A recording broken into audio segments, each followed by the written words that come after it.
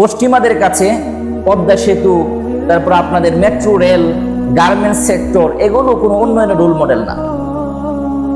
অনেকের মনে প্রশ্ন আসতে পারে যে বাংলাদেশ তো অনেক কিছু রপ্তানি করে, এর মধ্যে প্যান্ট, গেঞ্জি, টি শার্ট, কাপড় চোপড়, এগুলো সবগুলো ইউরোপ রপ্তানি করে।